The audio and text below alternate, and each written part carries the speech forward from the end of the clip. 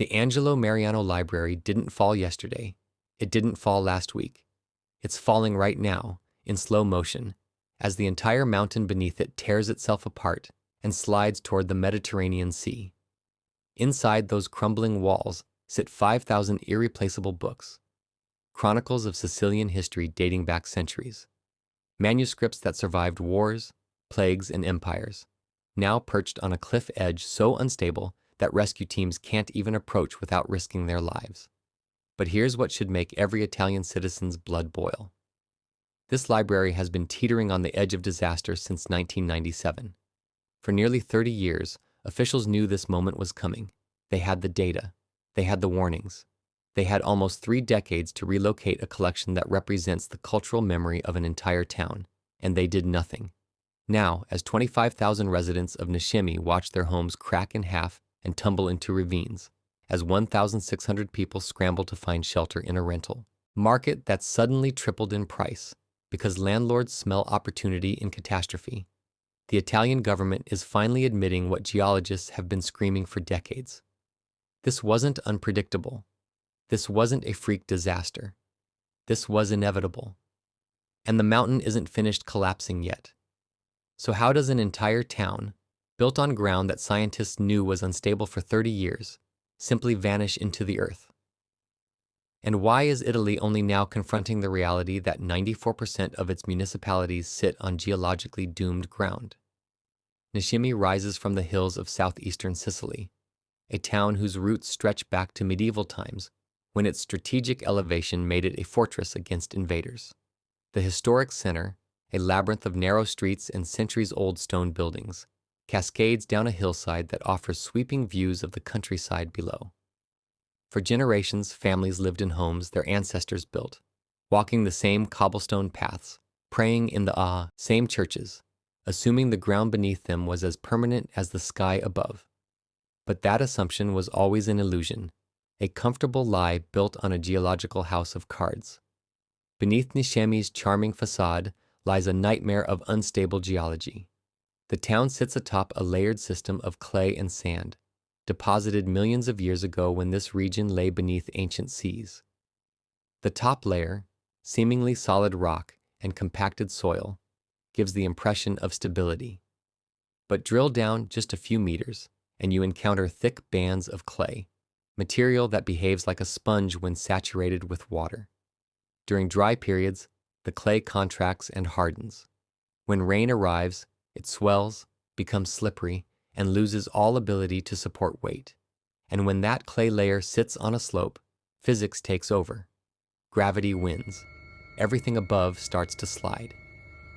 Geologists identified this risk in 1997 when the first major landslide carved a chunk out of Nishimi's eastern flank.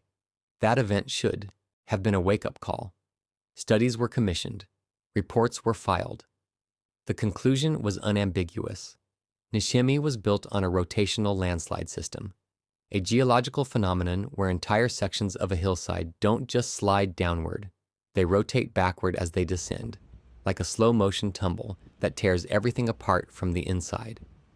The studies predicted that with continued rainfall and no intervention, the land would doom, and the government, from local councils to regional authorities to national ministries, allowed it all to continue because relocation is expensive, politically unpopular, and easier to postpone than confront. Then, in late December 2025, Cyclone Zephyr slammed into Sicily with unprecedented fury. Over the course of 72 hours, the storm dumped more than 400 millimeters of rain across the island, saturating soil that had been baked dry by months of summer heat.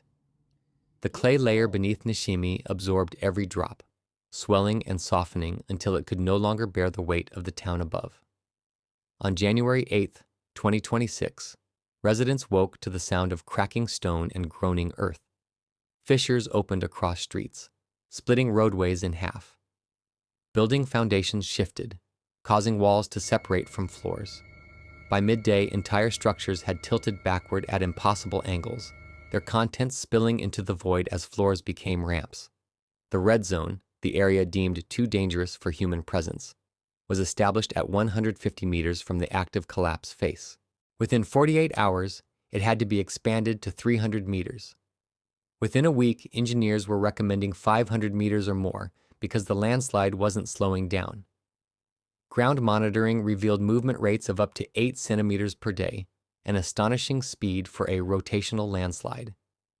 Drone footage captured scenes that looked like the aftermath of an earthquake. Homes sliced cleanly in half, their interiors exposed like dollhouses, kitchens and bedrooms hanging over empty air.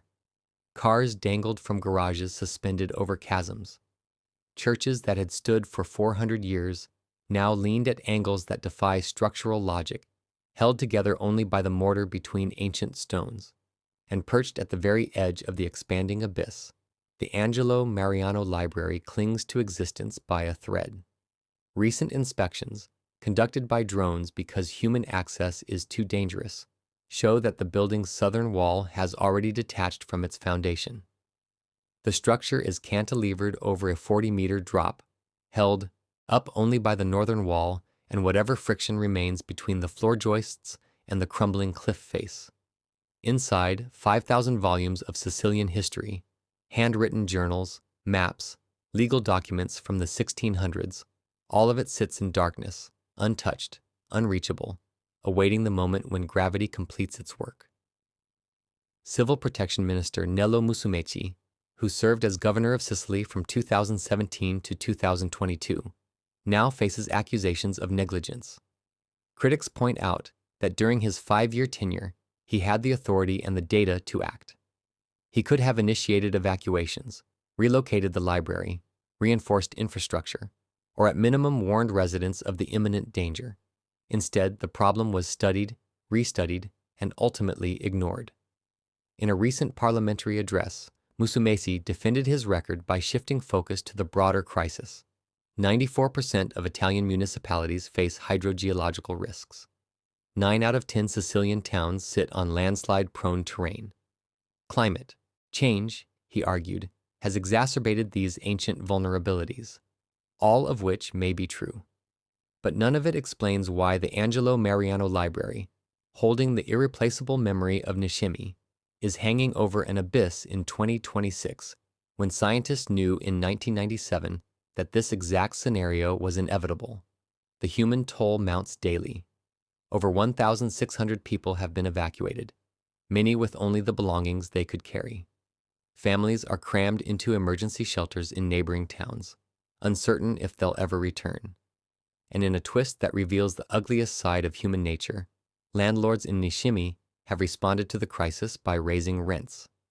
Displaced residents, desperate for housing, are being gouged by property owners who recognize desperation when they see it. Meanwhile, the mountain continues to move. Every rainstorm accelerates the collapse. Every tremor, every shift in the clay layer below brings more buildings to the edge. Engineers estimate that within 6 months, the historic center of Nishimi may no longer exist. 25,000 people are watching their town die in real time, knowing it didn't have to be this way. If you want to follow this unfolding disaster, subscribe to Earth Attacks. History is vanishing. One book, one building, one betrayed promise at a time.